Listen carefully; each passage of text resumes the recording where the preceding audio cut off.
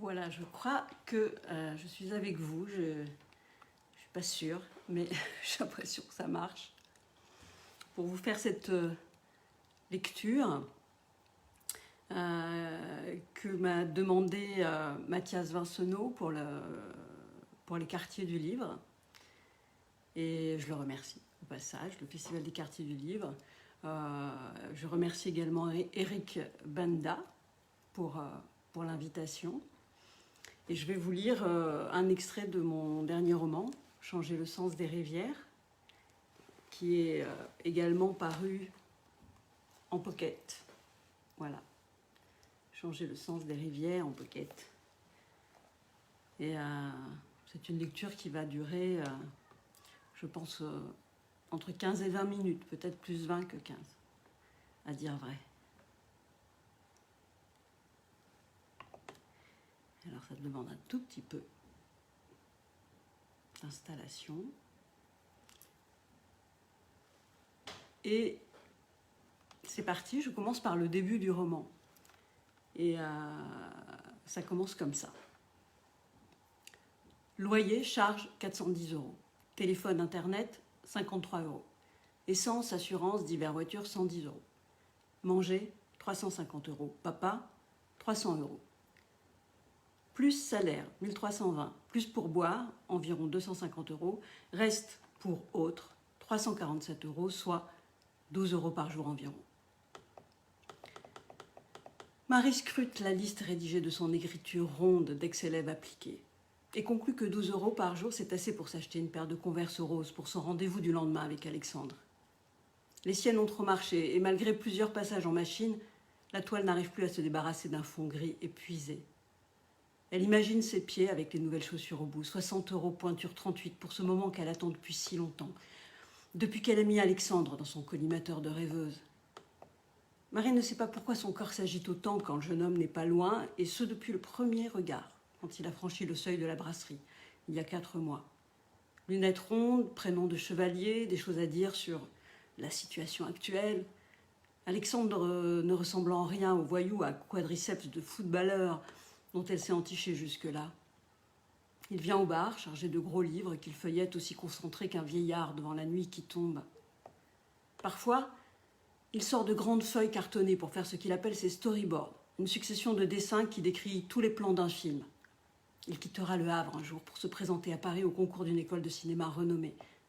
En attendant, il est graphiste dans une petite entreprise de communication. Un jean, un haut ample qui laisse apparaître ses épaules, un sourire en coin complice, Marie sait déployer ses charmes. Et peu à peu, Alexandre s'est mis à la regarder, puis il a cherché le contact. Et voilà Jean Seberg sans son journal, a-t-il tenté devant des amis à lui. Un jour, elle avait coupé ses cheveux encore un peu plus courts. Ou bien un autre jour, cette créature est aussi discrète qu'un ange. Elle le laissait dire, sans chercher à comprendre, séduite par son humour et son œil rieur. Quand il était seul, la timidité d'Alexandre l'emportait, mais un simple coup d'œil furtif suffisait à la rassurer. Marie a guetté le moment où il lui en demanderait davantage. Et c'est arrivé, quand elle ne s'y attendait pas, un après-midi, alors qu'il était en pleine conversation téléphonique et qu'elle ramassait sa monnaie. Il a dit à son interlocuteur « Attends une seconde » et a osé « Marie, tu fais quoi ce week-end » Elle a répondu « Rien de précis » avec la délectation de celle qui s'enfonce dans un brouillard tiède. Il a levé le pouce et a repris sa conversation mutin. Avec Alexandre, Marie a l'impression que des mondes inexplorés se cachent derrière les virages. Des super-galaxies au-dessus des nuages. Alexandre, c'est la perspective d'un ailleurs. Cette vibration sensuelle et romantique est inédite dans sa courte vie, mais elle la reconnaît malgré tout. Elle naît d'une mémoire enfouie, collective, saturée de romances ou d'images de contes de fées injectées par intraveineuse. La jeune femme n'est pourtant pas de ces filles à jupes courtes et t-shirts déchirés qu'on trouve à l'arrière des théâtres les jours de concert. Elle ne s'est jamais rêvée en robe de mariée avec une vedette à son bras. Elle a trop à faire pour sauver sa peau, avoir un toit, de quoi manger, organiser son quotidien. C'est peut-être par la télévision qu'est arrivée l'hypothèse d'être bouleversée dès le premier regard par un homme. La télévision, sans cesse allumée durant son enfance, sur les fictions ou les téléréalités. Ce n'est pas par les livres, en tout cas, car elle ne lit plus, depuis que sa mère est morte et que 8 mois plus tard, sa sœur aînée, Victoria, a prétexté l'amour fou pour les abandonner et disparaître dans la nature avec un trentenaire tatoué. L'hypocondrie psychotique de leur père a fini de se déclarer. La brume est entrée dans la maison. Marie avait 12 ans. C'était assez pour garder de bons réflexes en orthographe, mais rien depuis ne se fixe en elle. Malgré tout, à la grande fierté de son père, ancien chaudronnier, et de Mado, l'aide à domicile qui l'accompagne depuis des années, la cadette de la famille a obtenu son bac pro, option chaudronnerie industrielle. Ainsi diplômée, elle aurait pu être technicienne d'atelier ou de chantier. Elle aurait pu participer à la réalisation de presque n'importe quel ouvrage métallique, pièces de bateau, d'avion, de train, de mobilier même. Elle aurait pu travailler la tôle et les profilés, les tubes ou les poutrelles, contrôler la conformité ou définir les outillages. Mais Marie a préféré l'activité de serveuse, plus ludique à ses yeux juvéniles et aux horaires plus souples, qui lui laisseront du temps pour marcher sur les docks avec Alexandre, se jeter sur lui entre deux cheminées et se voir vieillir dans les reflets des vitres teintées, garées là. Voilà le premier extrait. Et Marie va donc avoir ce rendez-vous tant espéré avec Alexandre. Et ils vont discuter, puis s'étreindre. Et l'extrait qui suit, c'est juste après qu'ils aient fait l'amour. Je cherche la page. La voilà. Il s'est servi un verre et a demandé à Marie si elle en voulait un aussi. Puis il s'est abattu sur le lit. Sa nudité, sa peau ambre, son sexe au repos entre ses cuisses, tout était beau et élégant, jusqu'à ce mélange de simplicité et d'inquiétude qui émane de lui après l'amour. Il pose ses lèvres sur le front de la jeune femme et revient à l'alcool et à sa rêverie. Il se moque. Souvent, après l'amour, j'entends le fracas des bombes et des armes, comme si tous les champs de bataille avaient planté leurs tentes sous mes fenêtres. Alexandre est un anxieux revendiqué que son corps long, saillant, ne dément pas. Il compense par un sens de l'humour qui lui fait ajouter « Si tu as un Xanax sur toi, j'en veux bien 2 ». Marie sourit sans répondre. Elle sent que son flux de mots aux effets presque érotiques sur elle équivaut pour lui à ce puissant tranquillisant qu'il vient de railler. D'ailleurs, il redevient ombrageux. Il n'arrive pas à se débarrasser de ces ténèbres. La Syrie, l'Afghanistan, les Kurdes. Est-ce que Marie connaît l'histoire des Kurdes et la Somalie, la Libye? Il se demande souvent comment ils font l'amour là-bas. Et s'ils font l'amour, ils doivent rire de stupeur devant les histoires occidentales nombrilistes qui fleurissent de toutes parts. Il en a honte et pourtant l'art auquel il aspire, le cinéma, est le premier pourvoyeur de nombril, avec la littérature peut-être. Tout cela l'obsède, le ronge. Il est sincère, désarçonnant, il montre les posters sur son mur. Est-ce que Marie remarque quelque chose? Elle dit « Ils sont beaux ». Il répond « Ils sont encadrés ». C'est ce qui manque à ce monde, un cadre. Il encadre tout. Même les post-it, il voudrait les encadrer. C'est pour cela qu'il aime tellement le cinéma. Quand elle est encadrée, reconstituée, répétée, la douleur est moins grande. Il se délecte des annonces en début ou fin de générique qui précisent qu'aucun animal n'a été maltraité ou que toute ressemblance avec des faits ayant déjà existé serait totalement fortuite. Invitation à ne pas souffrir plus qu'il ne faudrait. Votre douleur sera contenue. Le chaos ne va pas à Alexandre. Peut-être à cause de l'éducation bohème, engagée et exigeante de ses parents. Dès qu'il a su lire, on lui a mis des journaux sérieux dans les mains pour qu'il soit conscient du monde et aiguise son esprit critique. Il devait comparer le nombre de morts annoncés par les différents organes de presse et en déduire leur idéologie. Alors oui, il a besoin d'être tranquillisé sans cesse. Pas avec des paroles doucereuses de ce qu'il aime, non, par la matière. Les atomes, un corps plus qu'une idée, un cadre plus qu'une toile, il confirme. Il n'est pas certain que si on lui demandait de choisir entre le cadre et la toile, il ne choisirait pas le cadre.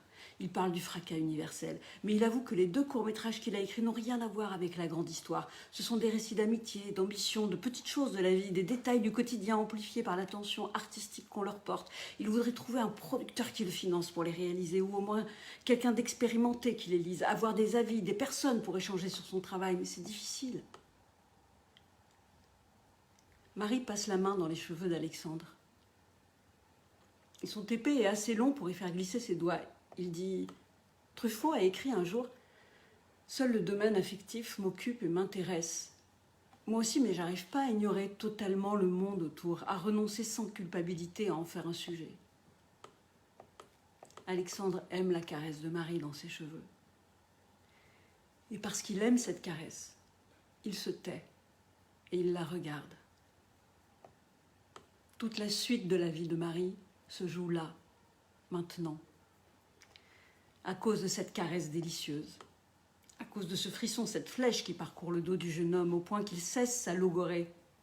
Sans cette caresse, il enchaînerait sans doute, puisque Marie semble apprécier ses élucubrations, mais cette main dans ses cheveux l'envoûte. Il la préfère à tout le reste. Il regarde la jeune femme, il dit juste « un ». Et cette fois, il attend une réponse. Oui, une réponse à la question qu'il n'a pas posée. Cette fois, c'est à elle de parler. Marie ouvre grand ses yeux, mais ne sait pas quoi dire. Elle sourit. « Quoi ?» Alexandre lance « Tu aimes Truffaut, toi ?» C'est anodin, posé là pour pouvoir prolonger cet ébahissement sensuel, mais Marie ne le sait pas. « Tu aimes Truffaut ?» S'il insiste, c'est que ça compte pour lui. Alors elle murmure, je veux dire, tu veux dire enfin Truffaut, dans quel sens ? François Truffaut. Ah, j'ai quoi déjà ? Alexandre s'étonne, il était réalisateur, tu sais, c'est lui qui a mis en scène le dernier métro, les 400 coups, la femme d'à côté, tu connais pas ?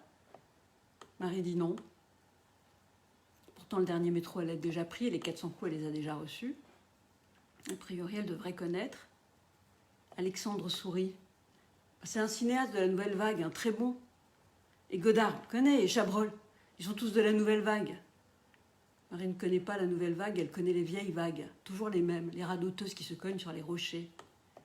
Le jeune homme sourit encore. Mais tu connais qui comme réalisateur alors ? Marie ronge son frein, elle n'en connaît aucun. C'est quoi exactement un réalisateur ? Alexandre a les yeux vides de celui qui prend la mesure du continent qui les sépare. Sa déception n'échappe pas à Marie. C'est bon, il ne va pas en faire tout un plat. La vérité, c'est qu'elle s'en fout, François Truffaut. Ça change quoi, François Truffaut ? Ça guérit le palud, ça fait baisser le chômage. Les gens laissent plus de pourboire quand ils ont lu François Truffaut. Vu, rectifie Alexandre. Vu, lu, bon, t'avais compris, non ? La caresse reprend, dans le silence tranchant. Marie le sait, elle n'a pas beaucoup d'instructions. Elle est bien plus douée pour conduire, s'ennuyer, lambiner, jouer à des jeux hypnotiques sur des écrans suréclairés, ou slalomer sans se plaindre dans la dureté de la vie, déjà pas mal. Ça fait pas une fortune, mais ça fait une femme, celle qu'elle est, et dont elle ne peut pas divorcer. C'est à prendre ou à laisser. Mais elle regrette déjà. C'est sa première nuit avec Alexandre et elle périrait si c'était la dernière.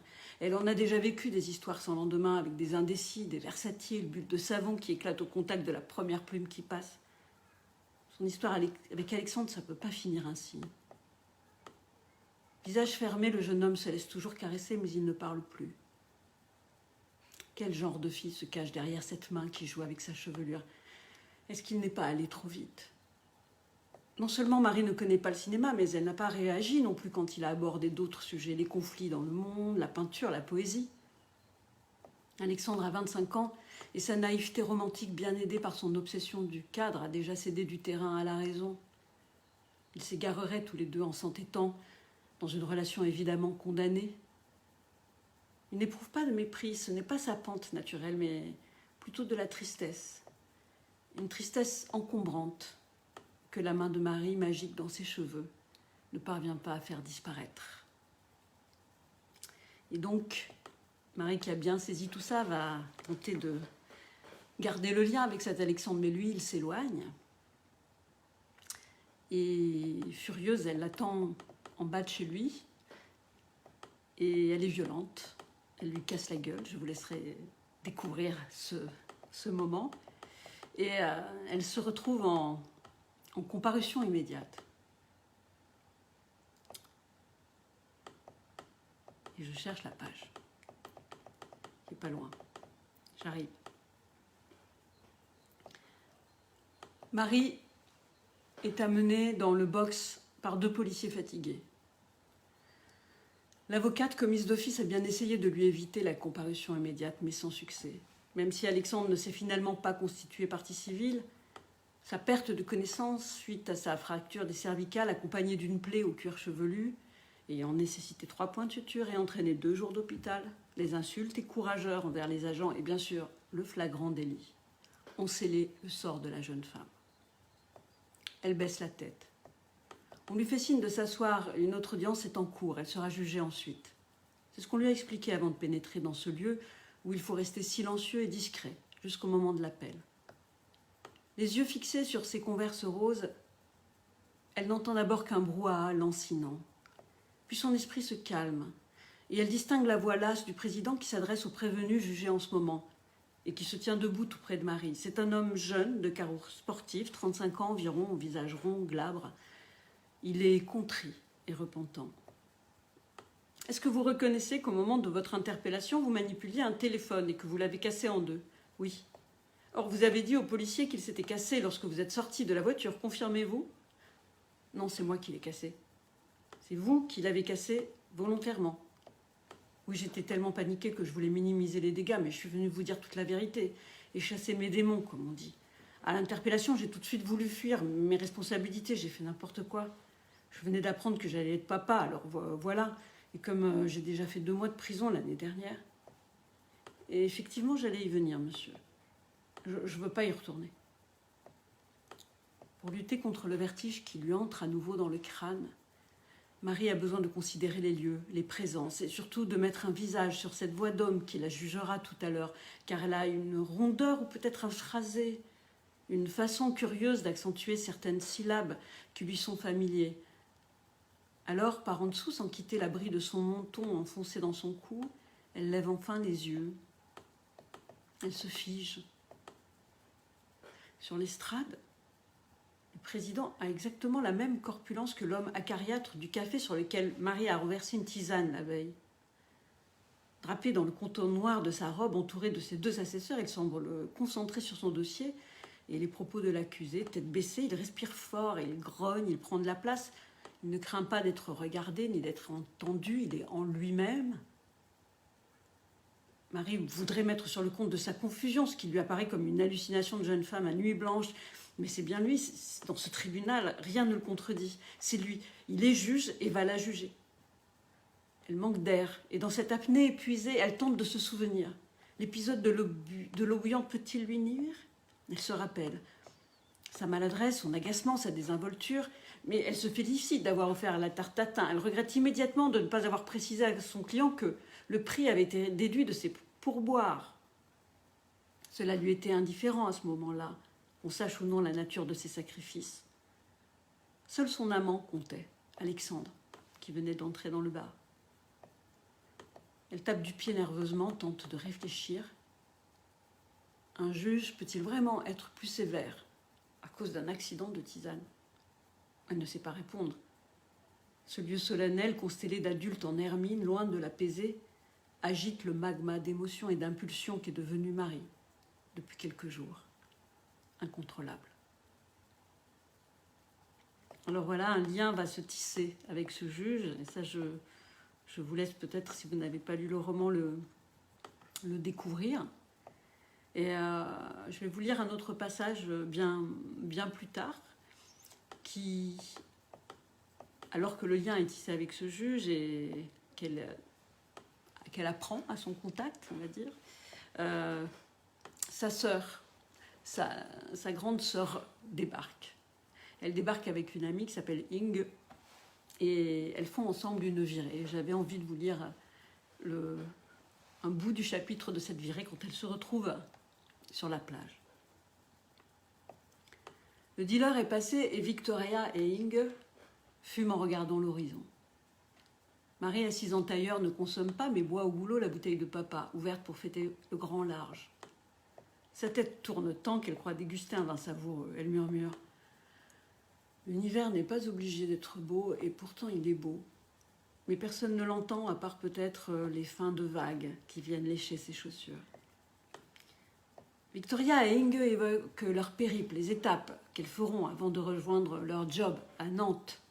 Elles sont de plus en plus marquées par le mélange des substances et leurs yeux exorbiteux leur confèrent une sorte d'intensité fascinante.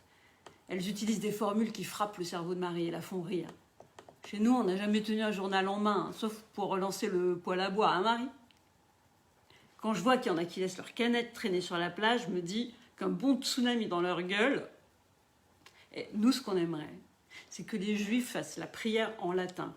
les musulmans en hébreu et les cathos en pakistanais. Foutre le bordel là-dedans. Ah, c'est pas qu'on se drogue, c'est qu'on imite Amy Winehouse. Elle semble libre. Tellement plus libre que Marie avec son emploi du temps, ses contraintes, ses dettes, ses doutes, ce sentiment confus d'un monde inaccessible et interdit dans lequel Inge et Victoria patauchent sans complexe pour se retirer quand ça leur chante. Inge n'est que la lutte des classes aux lèvres. Elle s'indigne des racismes archaïques et se persuade qu'on va vers un monde administré par des machines. Elle a aussi un couplet sur la violence des puissants, intégrée, acquise, dont on ne s'aperçoit plus. Elle excite Victoria avec des mots qui ronronnent, ségrégation, phallocratisation, oppression. C'est ça la société française. Les deux filles se confortent à coups de ouais, grave. C'est pas seulement la société française, c'est tout l'Occident le problème. Victoria demande si l'Amérique, c'est l'Occident aussi. Inge acquiesce. Alors l'aînée des sœurs abonde, ouais, tout l'Occident, de long en large. Marie boit. Elle pense au retrait de permis du juge qu'il a omis de lui avouer, à la honte qui l'a conduit à mentir lui aussi ou à omettre. Et cela vaudrait moins pour lui que pour elle. Est-ce que cela participe de la lutte des classes et des inégalités que ces deux comparses dénoncent en grandes phrases désordonnées? Elle ne sait pas, la confusion la gagne, mais elle a le sentiment qu'elle préférera toujours faire des cocktails, observer les sirops qui ne se mélangent pas, briser la glace et secouer les shakers, plutôt que de se révolter sans cesse, inutilement. Inge est lancée. Elle assure à Marie que Victoria et elle ne se font presque jamais arrêter. Et cela pour une raison simple. Elles sont blondes et blanches et jouent aux filles dès qu'elles voient des policiers. D'un côté, elles en rient et de l'autre, elles en pleurent. Il ne faut vraiment pas avoir de chance et se faire prendre en flagrant délit comme Marie pour se retrouver au poste quand on est blanche et femme. Et les voilà repartis sur l'incident avec Alexandre et toutes ses conséquences. Marie obligée de jouer les valets d'un juge alcoolo et menteur. Mais dans quel monde on vit? D'ailleurs, il habite où, Alexandre? Marie nomme le quartier et même la rue pour que Victoria confirme que c'est pas un endroit cossu. Elle répète que le jeune homme n'y est pour rien, il n'a même pas porté plainte. Mais les deux filles s'enflamment encore. Victoria est triste de sentir sa sœur coincée entre la Manche et le pont de Normandie. Il faut qu'elle s'en sorte, il faut savoir partir. Ça a tout changé pour elle. Inge renchérit. Quitter la Suède a été une libération pour elle aussi. Il faut savoir partir. À force de prononcer le mot partir, Victoria en fait un manifeste improvisé, une philosophie de vie née de la nuit et du ressac. Plus rien n'est à sauver si on reste. Pars avec nous, Marie, tire-toi de là. C'est la suite logique de son prêche d'un soir. Rompre avec ses habitudes, rompre avec les paysages même, les amis, les proches, se confronter à ses méandres, à ses replis, à ses forces obscures. Pars avec nous, Marie. Pars avec nous, tu verras bien ensuite.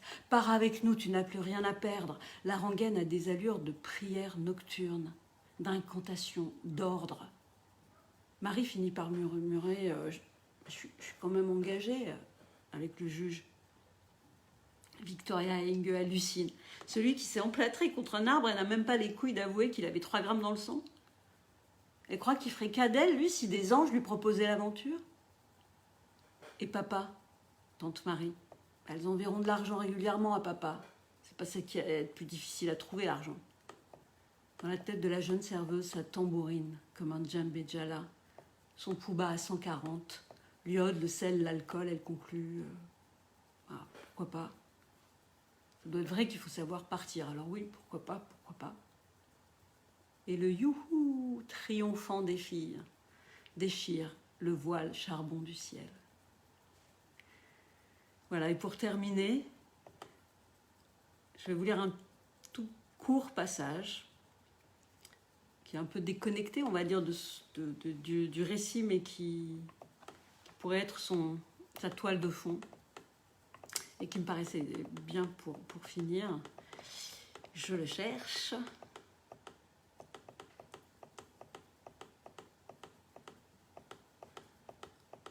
Voilà. Il fallait donc ouvrir les grilles, entrer dans les maisons, prendre les ponts suspendus, passer les contrôles électroniques des tribunaux. Il fallait donc changer d'itinéraire, suivre les GPS autoritaires, désobéir aussi sans doute. Et puis allumer la radio sans comprendre ce qu'on y raconte tant de fois à la radio. Les ondes avec leurs oscillations volubiles, leurs joutes, leurs pontifiants déballage de référence. Oublier son père un peu. d'aimer sa sœur malgré la trace profonde de sororité, de gémellité même, la trace qui ne disparaîtra jamais, qui se transmettra peut-être de génération en génération. Se battre, baiser, ramper de terreur et de désespoir, terrorisé par l'avenir, affronter les courriers des banques, demander aussi, c'est ce qu'il fallait, demander et insister, oser, chercher, être au-delà des humiliations sans rancune, sans tenir les comptes. Il fallait donc tout cela pour apercevoir un peu de l'infinie richesse du monde, qui semble s'éclairer désormais, comme un labyrinthe vu du ciel. Voilà, merci d'avoir suivi. Je ne sais même pas qui l'a suivi, qui ne l'a pas suivi, mais en tout cas d'avoir été là. Merci au Festival du Quartier du Livre pour l'invitation. Voilà les deux, le pocket et le grand format. Et je vous souhaite une très belle soirée avec de la lecture et continuez bien ce festival. À bientôt.